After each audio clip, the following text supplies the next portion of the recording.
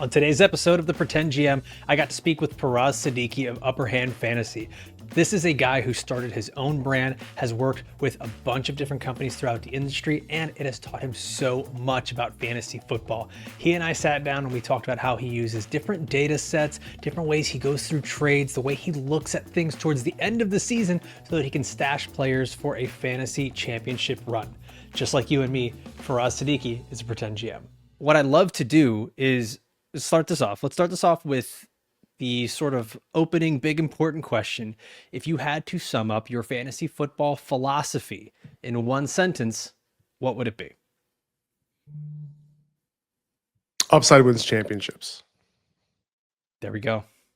There we go. That has been a common theme throughout this. How do you even approach that, right? Like, you obviously, like, that is your mantra that you go for, but like, how does that affect the way you look at things week to week? Because this is coming out in the middle of the season, right? So like, we can't talk about draft stuff, but like week to week, middle of the year, maybe fantasy playoffs. How does that affect the way you look at the game?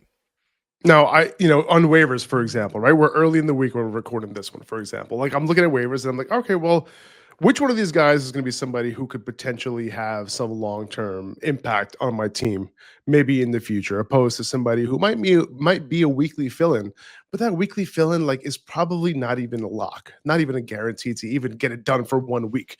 Like we think and we assume and we love the matchups and blah blah blah, but it's like in reality, like I'm just picking up this dude who's been a journeyman and might get some extra opportunity this week, and I'm just like, you know what? Like I don't know if that is worth dropping somebody who has more upside on my roster, who might pop off in a week or two. I might have to wait a little bit longer, right? Like a Travis Hunter, for example, or like some running back handcuff with contingent upside who's on my bench. Like, do I really want to drop him, to the Wolves? Outside, Right. in my league, and have them, with that potential upside moving forward. So yeah, I mean, I try not to make too many short-term moves. Now, obviously, with bye weeks and all these kind of things, like you got to do what you got to do to get those wins. But I also try to figure out, like, all right, well, the move that I'm making here, is it just better that I just start one of the guys that I already have on my bench, opposed to like, picking up some random dude off the waiver wire and starting him, because most likely it was probably the wrong move anyway. Yeah, I mean, that's the nature of fantasy football. It's like whatever thing can go wrong tends to just go wrong.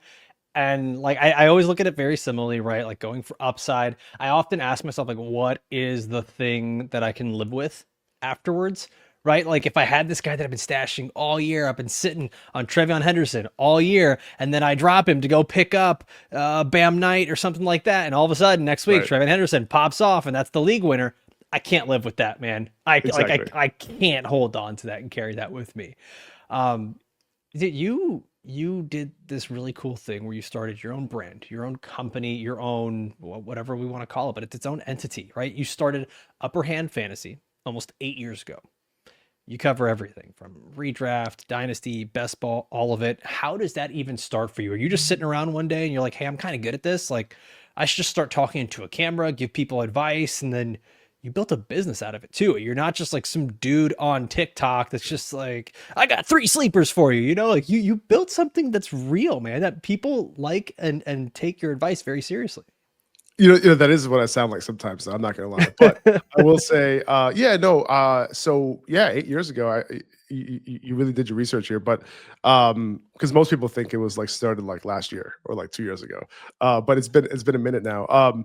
I always had like some itch towards entrepreneurship and like making money on the side. Like I did retail sales in high school and college, and I had a little bit of a knack for being a salesperson because of the people that I was kind of working with, and my manager at the time like really pushed that kind of stuff, right? So, I learned quickly how to become a decent enough salesperson in the retail world. Very small retail stuff, right? We're talking like Radio Shack. We're talking like, commission sales, right? We're talking like, cell phones and things like that. But like, you have to learn a little bit, how to sell, right? And then but I didn't know how to apply. I didn't know how to create a business. I didn't know how to apply that want into a real thing and how to actually apply it until I started seeing Gary V's content online. a long time ago, and he had a book called Crush It that came out.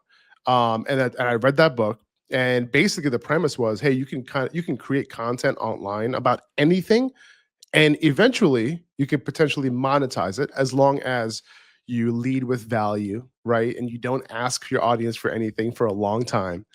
And that is pretty much what I lived by, and that was like kind of like the golden words that I lived by for a long time, for several years, without selling anything. So I think the audience, relatively our community, was built up in a little bit of a loyal way where I was kind of giving for years without asking for anything. Now eventually I did, and I continued to do so. But that premise still lives with me, because I know regardless of whether I'm selling stuff or not, I have to lead with value every single time, and that's something that we make sure that we abide by, to this day. I mean, that's just a good principle for everything, right? Like even in relationships is like what value am I putting out to this person for them to even want to be a friend with me? So like, and that's really what even business, what sales, what even all of this is like being a content creator, right? Is you're making relationships with the people that are on the other side of this phone or camera or computer or whatever, right? So dude, I know there's so much that goes into it. You're not just sitting in front of a camera or, writing out scripts or anything like this. You're doing a lot of analysis. You're doing a lot of research. So what is the typical week like for you, or day? Like whatever's easiest to describe. What is that work schedule like? You just wake up and start grinding tape and going through data, and then you're like, all right, after 5 hours, I'm ready to film something. Like, how does this go? Yeah, so I on Sundays, while I'm watching the games, I create my schedule and I time block everything for the week, for the upcoming week. I have to do it that way. Otherwise, we have so much going on that I lose things as the week goes by. I lose a lot of time and I have a family. I have two kids. They have soccer practice, they have gymnastics, they have Mm. all of this stuff that we have to do after school. And I like to go to the gym. I want to make sure I'm healthy. I like to eat healthy. There's a lot of things that I like to do that if I just work, and I'm not thoughtful about those things at the beginning of the week, they're just going to slip by, and I'm going to drop the ball on stuff that I don't want to drop the ball. And I've done it plenty of times, which is why I know exactly how it feels. And I want to avoid it as much as possible. I make my mistakes every single week. You know what I mean? Like my wife tells me, "Hey, you forgot that thing." I'm like, "Oh man, I thought I was on top of that, but I guess I wasn't." But I that's what I do during the games. I'm watching the games. I'm at my office. I'm watching the games, and as I'm watching it, I'm creating what I have to do for the week. That night, like last night, we are recording on a Monday. Last night I was here until 1 a.m. The games were over.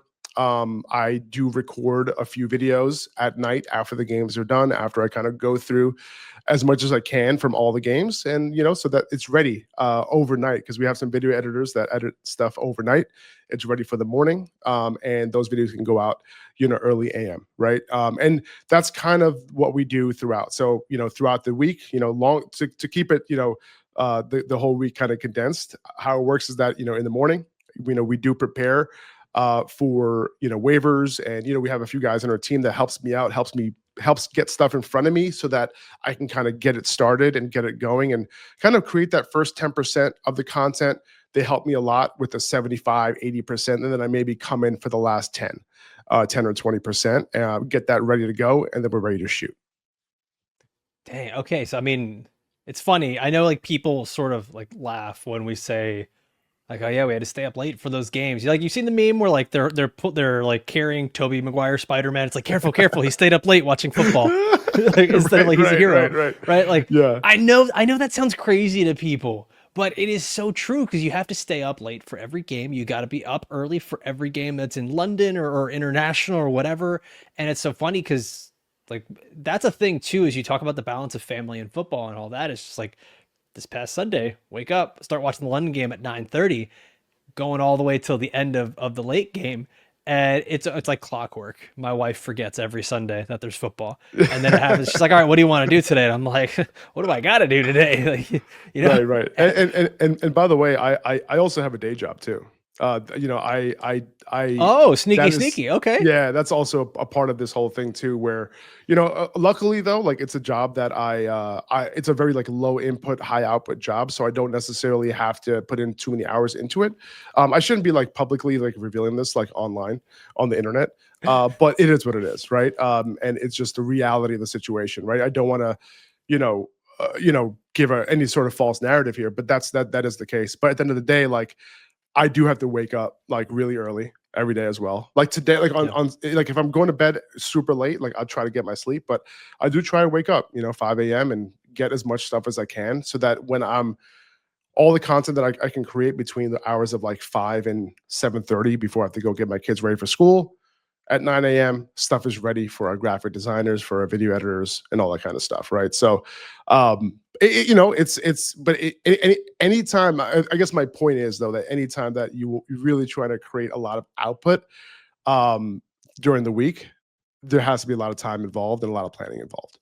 Yeah, I mean that's why I asked the question, right? Not to like say, "Hey, Faraz, go ahead and brag about what you do." It's more of just understanding what goes into the work and the analysis and the understanding of it all, right? It's not just people that sit in front of because there's so many people that say, "I could do that."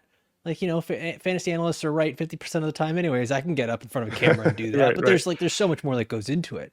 What I always love to ask everybody is before doing this, right? Like you had a certain skill set, you had different experiences. What outside of maybe football or fantasy football like content has shaped the way that you approach analyzing this? Is it like data, film, usage trends, things like that? Everyone's got sort of that secret skill. Yeah, so I am a software engineer by Okay. trade. So that was my day job. Now I manage a team of engineers, but yeah, no, that's I'm an engineer like kind of at heart, right? And that's kind of like where I'm at. So yeah, I think a lot of the data driven mindset, you know, can come from that.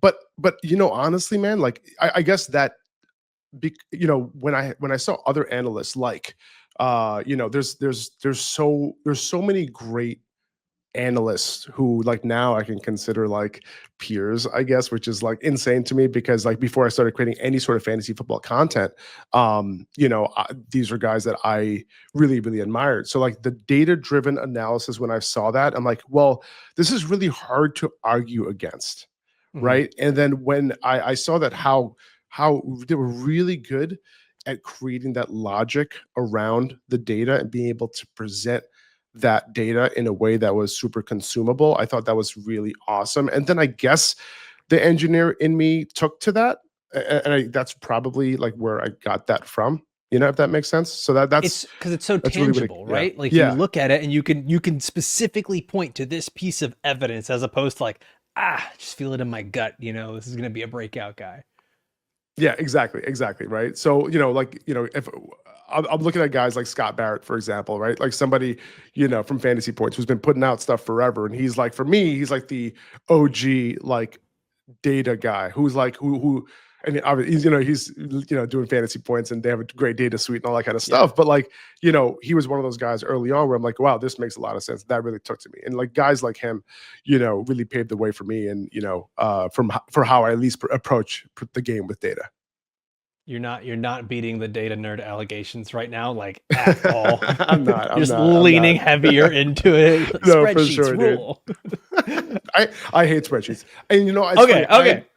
I just I can't do that stuff. Like I have people, we have a team, and you know I have somebody on my team who handles all that kind of stuff. I can look at it, but I don't know how to manipulate it. Mhm. I don't know any of that stuff. Like I'm just not. It just doesn't speak to me. Even though like I'm an engineer and I like math and stuff like that, but I just the spreadsheet stuff like I can't do it. Yeah, no, I have like one friend that loves it, and I'll send him right everything, and I'm like, hey man, exactly. send this back when you're done. Some people Thanks. love doing it and like great, It's it's yeah, awesome. Keep yeah. those people nearby. It's yeah, exactly. Keep your friends close and your spreadsheet friends closer. Exactly. So, I mean, throughout this journey of building Upper Hand Fantasy and the way your analysis has sort of changed throughout the years, what's maybe a mistake that you felt like you made early on? Because I think a lot of people do that. They start analyzing this game and they'll make a mistake and they go, "Okay, good. I learned from that. Let's not do that Oh yeah. again." What was one of those things that happened to you early on that a fantasy manager now could learn from? Hold on, let me grab one of the things from the big hat of mistakes that I've made here. The I, whole hat. one really stands out to me, which is hilarious. Like, it was like a few years ago. Oh, remember CD Lamb's like ridiculous year? Like it was just a few seasons ago, Yeah. right? And he started the year slow, right? And me, thinking I'm this big brain analyst guy, I'm like, guys, his target share is so low. His target share is so low, and this is not sustainable. And oh my god, like you gotta sell him. So I was like, I was banging a drum to sell CD Lamb early on that year, and like, and he started just to pop off. Right. I think like after his bye, I think he had an early bye week. I would think it was like week 5 or week 6. And then after the bye, just started just destroying everybody. And I got destroyed as a Yeah. result. Right. Everybody in my community was just like, I cannot believe you said that. I cannot believe, you know what I mean?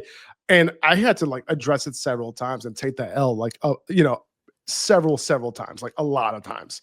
And it humbled me, you know what I mean? Yeah. And it's like, it's like sometimes you can take the data too far, and sometimes you take the small set of data and you think that is like the end all be all, right? So that was a big mistake. So like now when I definitely would look back at like, okay, maybe that guy's a stud. Maybe I should just like take it down a notch and just like be a little patient, and things usually work out over a large sample. That's kind of where I'm Yeah. at now.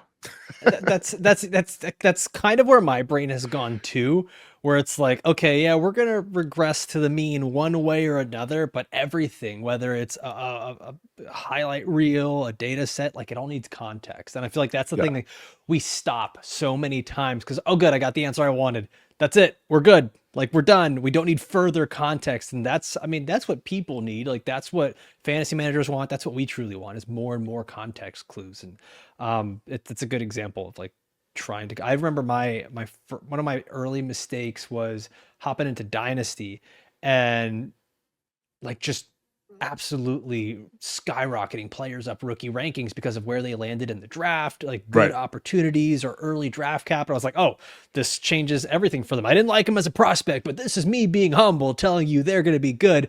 And then they would just be terrible. Like they'd be total cheeks in the league. And it's like, well, I knew this. Why did I Totally. change what I'm doing? The Clyde Edwards-Helaire versus Jonathan Taylor Yep. is like the ultimate Yep. example, right? Like That was my it's, first year. That was my yeah, first year doing content, man. right. Brutal, because it's Brutal. like, oh, the Chiefs, that's juicy. That is Yeah. First juicy. round You know what I pick. mean? But yeah, great lesson to learn. 100%. Dude, yeah, it was the streets were not kind at the time. So okay, so like we know a little bit about you, how you've come up and what you've built, but what I always like to do is what can you teach fantasy managers? And one of the things I always like to ask is either typically like what's the biggest mistake you see fantasy managers making, but in this I'd rather ask like what separates a good consistent winning fantasy manager from those who find themselves losing year after year. I feel like every league has one of those guys. I have one of my friends who like he is the guy we pick on every year because every year he loses, but he does not change his strategy. So what is it for you that separates the good fantasy managers from the bad fantasy managers? Honestly, I think it's straight up preparation. Like straight up, like it's Effort. prepare properly, and I think properly is the move, right? Like I think you can get caught up with headlines and things like that, like if you just follow Roto World and look at like the all the blurbs that are coming out and all these players, Right. like it's really tough to sometimes get caught, like not get caught up. Like even I get caught up too with certain guys, like who I might not have been high on in the draft process, for example, but then they end up like they're popping off, and then you're like, oh, like, is Jaden Blue actually a good player? Like, I don't know. So like, or whoever it is, That right? hurt. Sorry, Jaden. I didn't mean to throw a stray there. But I'm just saying, like, got certain guys, you're looking at it and you're like, all right, well, this is a player who has shown time after time after time where he's gotten opportunity and he hasn't really come through. And now all of a sudden, he's been in the league 5 years and now he's really going to come through. So it's things like that. And I think another thing too, it's like I think people don't give enough credit to good players, Mm. in good situations, opposed to somebody who is just going to get opportunity, right? And identifying who the good players actually are can be a huge unlock. And that's why I rely on guys like Matt Harmon, for example, because he tells me which wide receivers are actually good at football. Yeah. I can't watch every snap, I can't watch every route, but he does, and or at least most of them. And he tells me, he's like, "Hey, that player's good." I'm like, "Okay, cool, thanks, Matt." So now that I know, and now when that matches the data, and it's like, "Oh, this player must be really good," that really helps me out a ton, right? And those types of things. So if you kind of can match, you look at the data, you see who's good, you see who might be undervalued in drafts, and things like that, and you can kind of make a distinction on like, okay, let's at least build a strong foundation for my upcoming season, with your draft. Obviously, everyone says, and I don't know if they're right or wrong, but like they say, like you don't win your league at your draft. I think it has a lot to do with it, because you get those foundation players, and if you can draft good foundational players at good values, like you kind of set up for success for the most part. Because at the end of the year, they do show like all the percentages of the players who actually end up Right. winning championships, and like usually you draft those guys. So I think the draft is a big part of overall success in fantasy. Yeah, man. So much of it is just like being willing to prepare, being willing to. I know it's a game, right? And it should be fun. It absolutely should be fun. I always think back to like being a kid where coaches, parents, whoever would be like, don't be upset that you lost. Like, it's okay. Like, this is fun. I'm like, losing's not fun. Like, there's nothing fun about that. Like, why would I want to keep doing fantasy football every year if I'm when just my losing? when my kid is upset, like if she's crying because she lost, I'm like, I got a winner here. Good. I got a winner here. Like if you Yeah. come off and you just lost, and you're like, "Daddy, can we go ice cream now?" I'm like, "No, no, no." I'm just kidding. Winners get ice I'll take cream. her for ice cream, but I just know that she's not a winner. You know what I'm saying? I know who I have in my hands here. But yeah, no, I get it, man. I totally get that. It's just you have it or you don't. You know what I'm saying? That's Yeah, another piece of advice. You either yeah, have it or you don't. That's a good one, right? I'm just kidding. That's yeah. not a real piece of advice. I I'm mean, sure. listen, I think it's you either not that you have like the skill, but like you either have the want and desire to do well in it or you don't, right? Like I think that's Right. pretty simple. It's so That's true. It's so true. And you do have to kind of put yourself in a situation where like you could get a little bit lucky. Like if you draft a good team, like and you get lucky on waivers with some guy that you picked up who ends up breaking out, like you gotta there's some luck, there's a lot of luck involved too, especially when you're winning the fantasy championship. That's like, you get into the playoffs, sure, like it requires some skill or whatever, I think. Because actually, yeah, I guess. But fantasy to get to a fantasy championship and win it, like there's a lot of luck involved there for sure. we're just so close to saying it is 100% luck at this point. Yeah, I'm We are close, man. towing that 'Cause I'm line. thinking about all my boys who like made it to the championship, made it to the playoffs. I'm just like, you suck. Yeah, Uh, you know, yeah, yeah. I'm gonna send them this clip as soon as we're done here. So I know you mentioned like right, like this is the old mantra that you won't you won't win your league at the draft, but you can lose it if you don't draft well. A lot of what that means is simply is like keep making moves throughout the season, right? Like Yes. be good at trading, be good at waivers, be vigilant with all that stuff, right? How do you approach trades in the middle of the season? Because I know there are so many leagues where trades will just never happen. There's some where trades happen all the time. I used to be the guy that in my league just straight up stopped trading with me. They're like, you know something. Like there was me. I got I think it was rookie Odell Beckham who hadn't played a single game yet because he was coming off an injury, and then Le'Veon Bell who was taking over as the new starting running back. Traded for like Reggie Bush and Vernon Davis, and they were like, these are stars. And then I ended up getting this guy, and the league's like, cool, you know stuff. We're not trading with you anymore. And I Right. hear that. I hear that all the time. Whenever we put up a trade video on Football Guys, people are just like, yeah, my league won't trade with me anymore. So how do you approach trades in your league, especially like middle of the season? You get into like a make or break period, or even just like casual trades. Like you're just looking, hey, let me take a little shot over here at some upside. Yeah, I'm a big fan of 2-for-1 trades when I can make them, with Yes, the sir. caveat of me knowing that a lot of people don't like to be on the side of getting the two players for the one player, because usually when you're trading for that one player, you're getting that upgrade. Now, Whenever I look at trades, whenever I talk to the community about making trades, right? It's always about, I don't look at, okay, I really want to trade for this player. I don't, that's usually not my approach when I'm trading. I go into my league and I look at every single team and I look at what do they need. Yeah. And I see, oh, can I help them get that thing that they need? And in return, I would love to get that player that they have. Right. And that's how I do it. And I go through every team and do it that way because I think you just have a lot higher of a likelihood to get a trade going because you're literally going into that mindset. Your mindset is basically like, I want to help them. I mean, it's not. I mean, like you really want to help yourself at the end of the day. But again, we were talking about earlier, lead with value, right?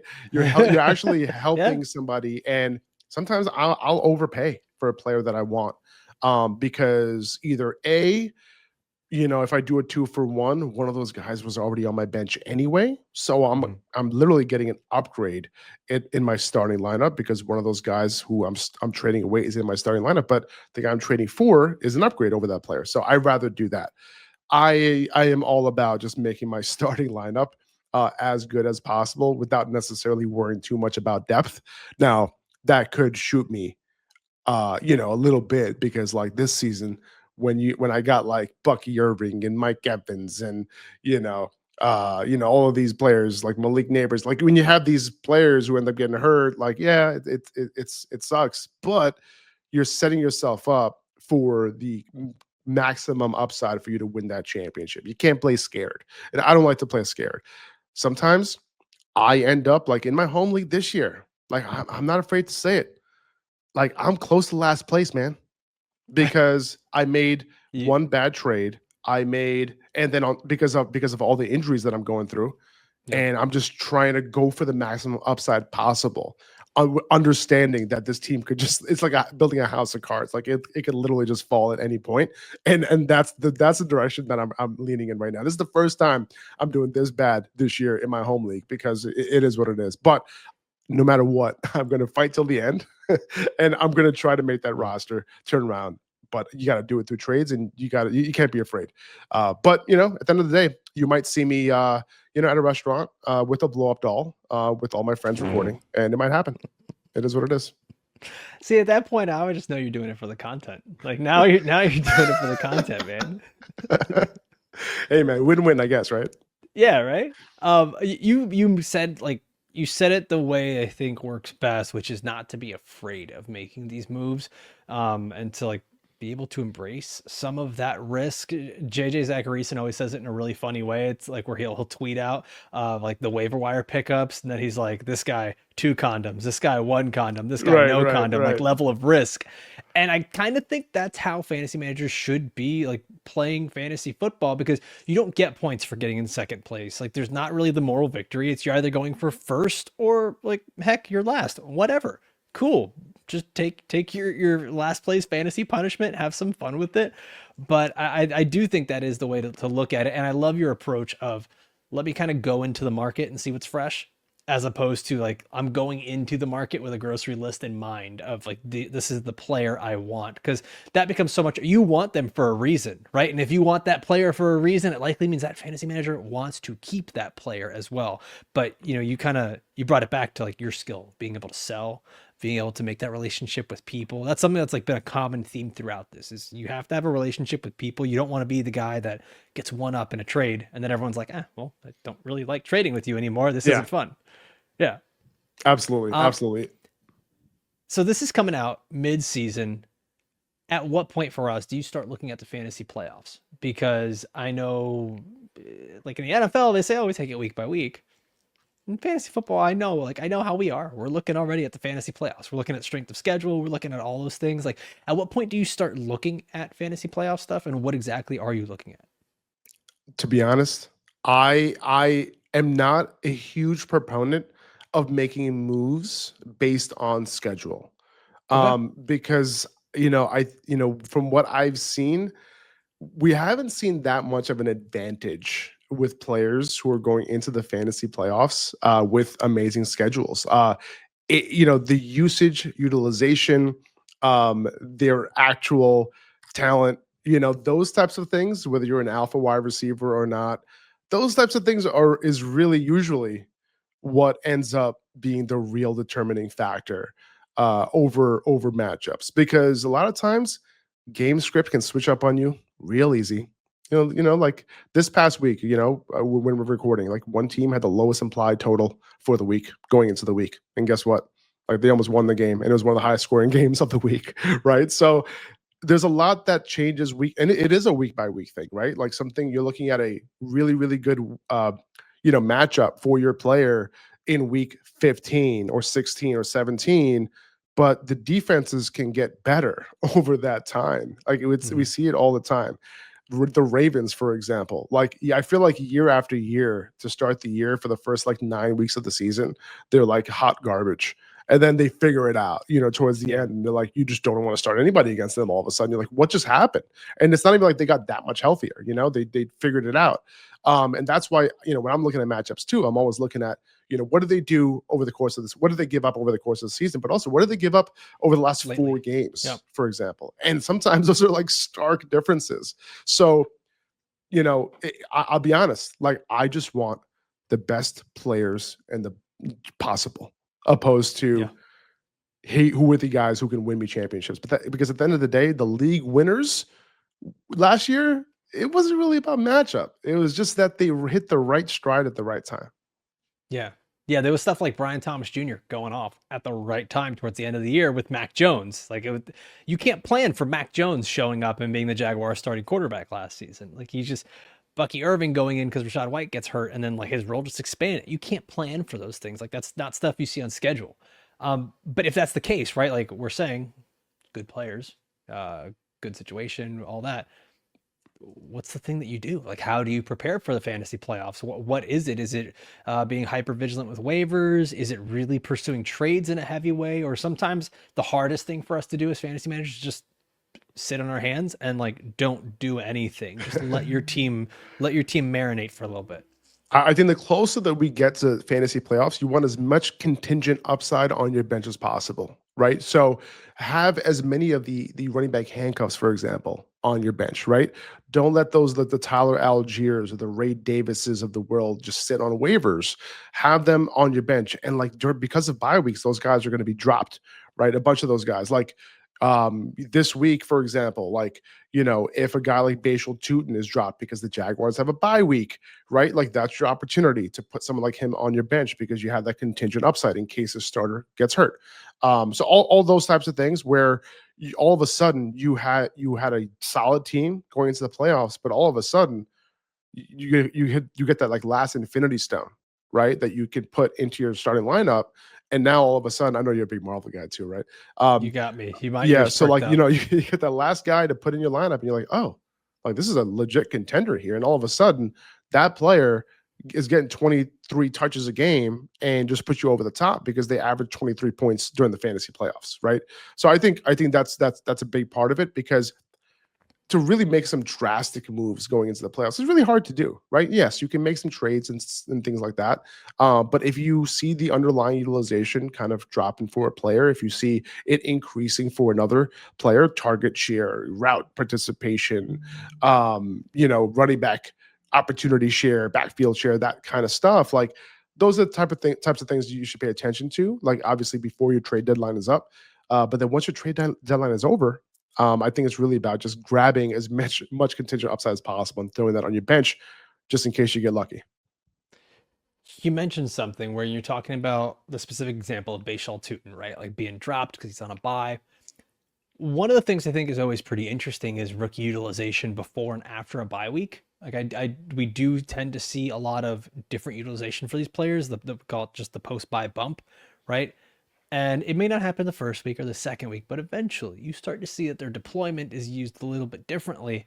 Jaguars, for example, like just, I know this is going to be dated by the time this already comes out, right? We might be totally wrong, but the Jaguars just came off of a rough game. Not that Travis Etienne was bad, but everything in that offense is a little less effective, including Bashal Tutin at the moment. But like that's a player, for example, if I see him on waivers, I'm going to go out and stash him real quick.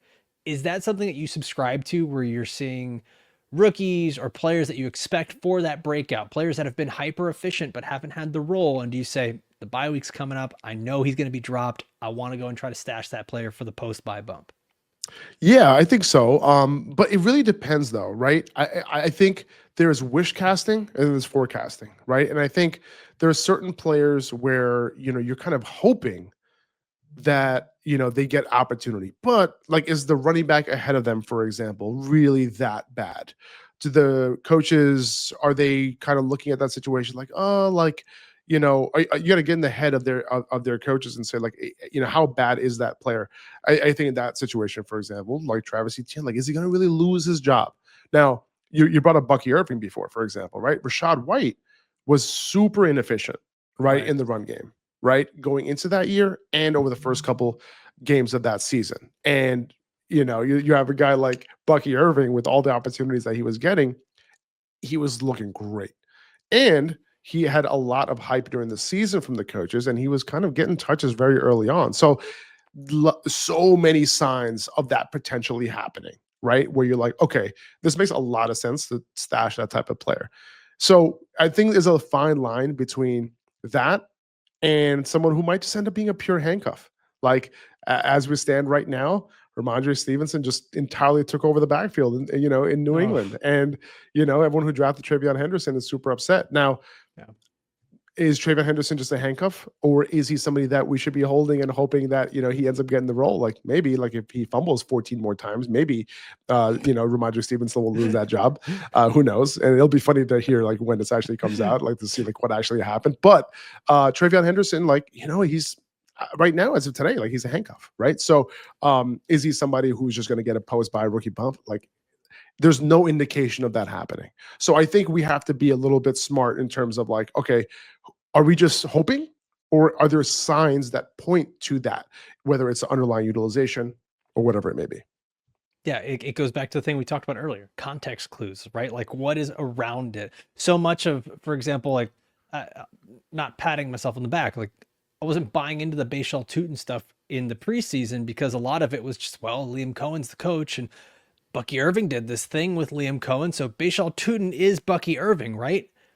No, they're different players. And, like, yes, there's some nice data sets coming out of college and some good, athletic profile stuff, but there was also still just the Travis Etienne of it all and him not being a bad player, Bashal Tutin having his fumble issues. Like, there are context clues that we need to have. And I think the way you framed it here is perfect, right? It's like, why would coming out of the bye would they say, you know what our problem is we need to go and use this other running back who has been inefficient for our, like, somewhat inefficient run game lately. Like, they have such bigger problems on the Jaguars right now than who's running the football. And so, like, that's just something important for fantasy managers to keep in mind. Like, it's not just this rookie that I really liked has the chance to break it. Trevion Henderson is the other guy, right? Like you just said, it'll be funny to see where we're at.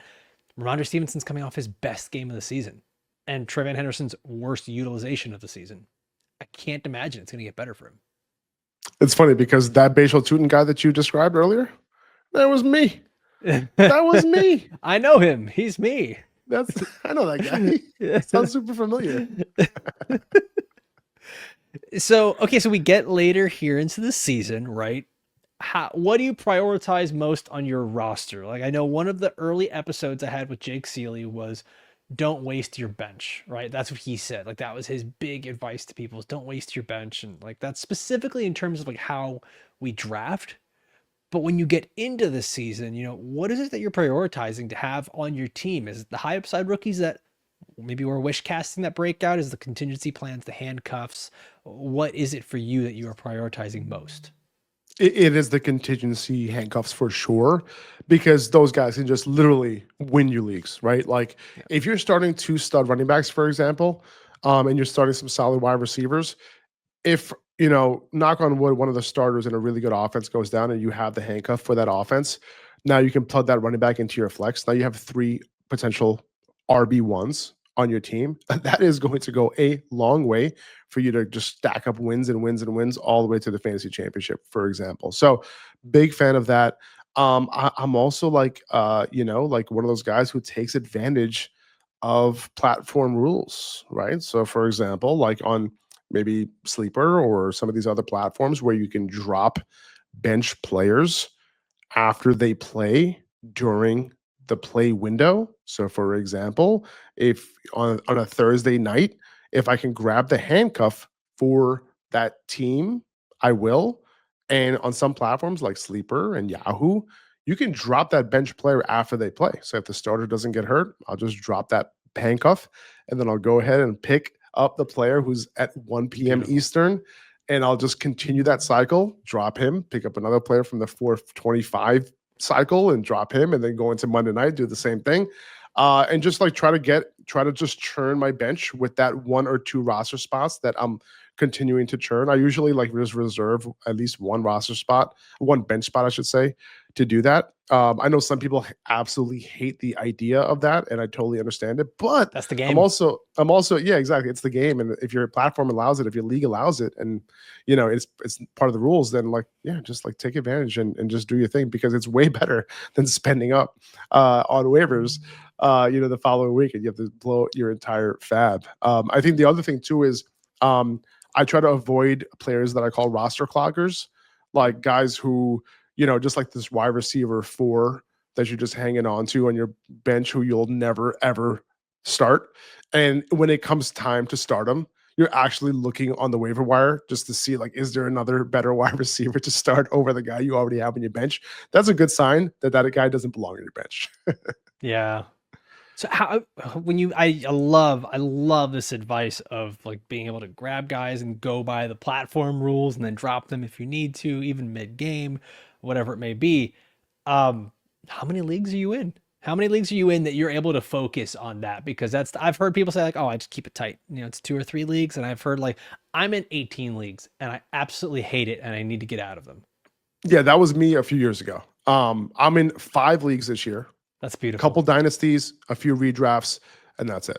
And then like one of the redraft is Scott Fish. So like really just 2 and 2. So It's beautiful. I keep it tight, and I still have a hard time like setting my lineup. I still have a hard time doing waivers. I will forget to like put my like, and it's coming from me. That's super embarrassing. Like that's just It's the like, dude, worst. you aren't don't you like do fantasy football like for a living, like, and you can't even do your waivers? Like, what's wrong with you? And I'm just like, I'm sorry. Like, what happens is that on Tuesdays when it's waiver wire day, it just like I got soccer practice with my kids. I got like other things that I do. I like to cook dinner, and then like, and I just Live got, life. I live life. Like we just got a new kitchen. I'm like hanging out in the kitchen. I'm like, this is so nice. And I just go to sleep.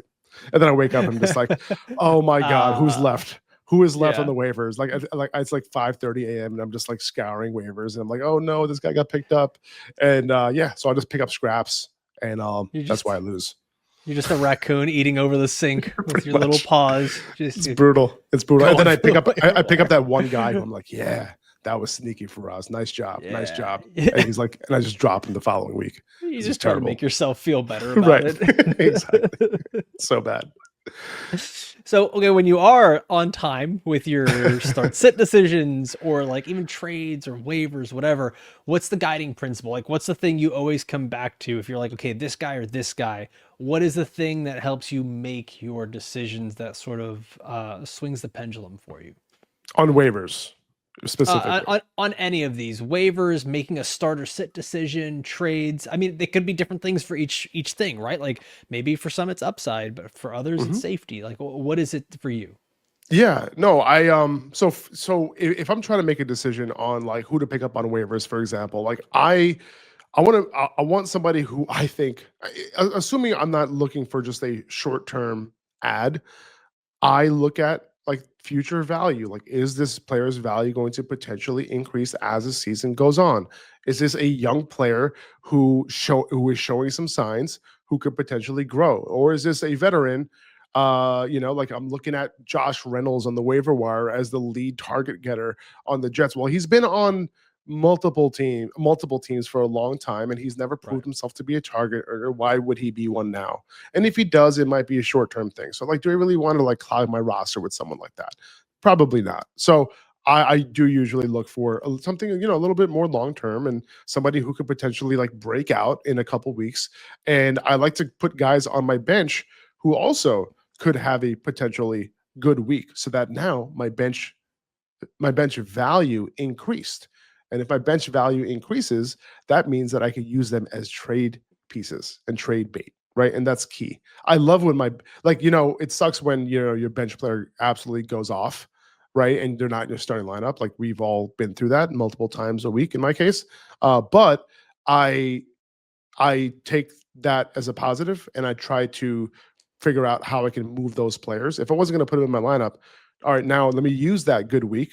And maybe this is a sell high opportunity. This is now a player that I can include in a trade package because now he's way more attractive than he would have been if he didn't go off, right? So like those are the type of players I like to keep on my bench just so that I could potentially keep my moves flexible, moving forward.